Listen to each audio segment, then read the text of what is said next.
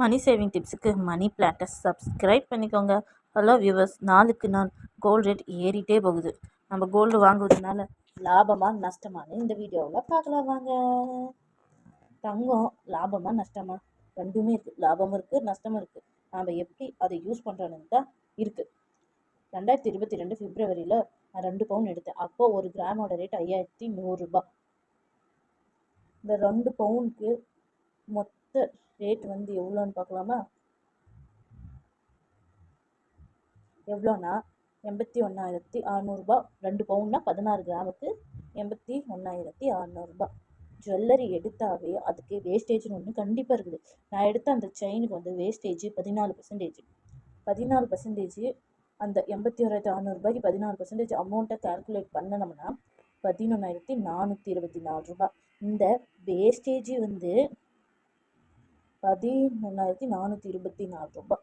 Wastage plus gold rate ரெண்டும் சேர்த்தனோம்னா எவ்வளோ வருதுன்னா, அதுக்கான அந்த அமௌண்ட்டுக்கு தான் ஜிஎஸ்டி போடுவாங்க.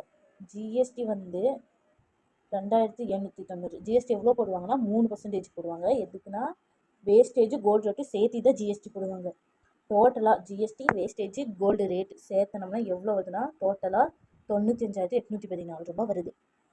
டிஸ்கவுண்ட்டு கொஞ்சம் டிஸ்கவுண்ட் பண்ணாங்க, நாம் கொஞ்சம் பார்கிங் கொஞ்சம் குறைப்பாங்க. பார்கிங் பண்ணால் அவங்களும் டிஸ்கவுண்ட் தருவாங்க. ஷாப்பில் இருக்குது டிஸ்கவுண்ட்டு. பார்கிங் பண்ணால் இன்னும் கொஞ்சம் கம்மி பண்ணுவாங்க. அப்படி கம்மி பண்ணி பார்கிங்கும் பண்ணி டிஸ்கவுண்ட்டும் பண்ணி நான் எவ்வளோக்கு வாங்கினா எவ்வளோ குறைச்சிப்பாங்க நீங்கள் யோசிச்சுங்க. எஸ், 90,000 ரூபாய்க்கு நான் வாங்கினேன் ரவுண்டாக. ஆனால் இப்போது 2025 அந்த கோல்டு நம்ம கொடுத்தாலோ இல்லை மறுபடியும் நம்ம எடுத்தாலோ பார்க்கலாமா?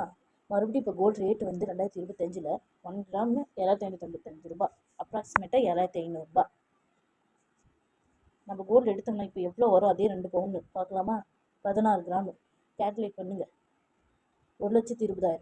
ரவுண்டாகவே 1,20,000 ரூபாய் 2 பவுன் அப்போ எடுத்தது. இப்போ நமக்கு எவ்வளோ டிஃப்ரெண்ட் வருதுன்னு பாருங்கள். இதே நம்ம கொடுத்தோம்னா ஒவ்வொரு ஷாப்பில் அப்படியே கரண்ட்டு என்ன ரேட் கோல்டு ரேட் இருக்கோ அது வாங்கிப்பாங்க. ஒவ்வொரு ஷாப்பில் ஒரு 2% 3% கம்மி பண்ணி தான் போடுவாங்க.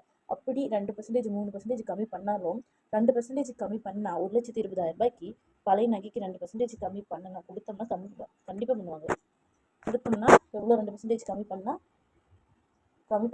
1,14,500 ரூபாய் வரும் ரவுண்டாக. 2% கம்மி பண்ணினாங்கன்னா இதுதான் சொல்கிறேன். பெனிஃபிட் கம்மி பண்ணாலே பாருங்கள், இப்போ டோட்டலாக 30,000 டிஃப்ரெண்ட் வருது. நமக்கு கோல்டு வந்து எப்பயுமே லாபம் தான். ஏன்னா நாளுக்கு நாள் விலை ஏறிட்டே போகுது. நாம் இன்றைக்கும் விலை அதிகம். இன்றைக்கி நாம் எப்படியோ வாங்கிட்டோம்னா நெக்ஸ்ட்டு 2 இயர்ஸ் 3 இயர்ஸில் நமக்கு பெனிஃபிட் இருக்குது. ஆனால் லாஸும் இருக்குது. எப்போ லாஸ் இருக்குதுன்னா, நாம் அந்த நகையை எப்படி நம்ம வச்சுருக்கோம், என்ன பண்ணுறோம், என்ன பிளான் பண்ணுறோம் அந்த நகையை வச்சு அப்படிங்கிறதுலையும் நமக்கு இருக்குது. லாஸும் இருக்குது கண்டிப்பாக. இப்போ நான் வாங்கின நகைக்கு இப்போ அப்ராக்சிமேட்டாக இப்போ வாங்கிட்டா எவ்வளோ 30,000 ரூபாய் டிஃப்ரெண்ட் இருக்குது. லாபமும் நகை எப்பயுமே லாபமும் இருக்குது, நஷ்டமும் இருக்குது. லாஸ் வந்து எப்போனா நாம் அந்த நகையை எப்படி யூஸ் பண்ணுறோங்கிறதுல தான் இருக்குது. கோல்டை ஒரு சேவிங்ஸாகவோ ஒரு பெனிஃபிட்டாகவோ கொண்டு போகணும்னு நினைக்கிறவங்களுக்கு, எனக்கு கோல்டை லாஸ் ஆக்க வேண்டாம், எனக்கு ஒரு சேவிங்ஸுக்காக மட்டும்தான் நான் கோல்டு வாங்குகிறேன் அப்படின்னா, நீங்கள் இந்த தப்பை மட்டும் தயவு செஞ்சு பண்ணாதீங்க. என்னென்னு நான் நச்சுன்னு 4 டிப்ஸ் சொல்கிறேன். அதை ஃபாலோ பண்ணாவே உங்களுக்கு பெனிஃபிட்டு தான். அதை நான் பார்ட் 2ல் சொல்கிறேன். மணி பிளான்ட்டை சப்ஸ்கிரைப் பண்ணிக்கோங்க, லைக் பண்ணிக்கோங்க. பாய்.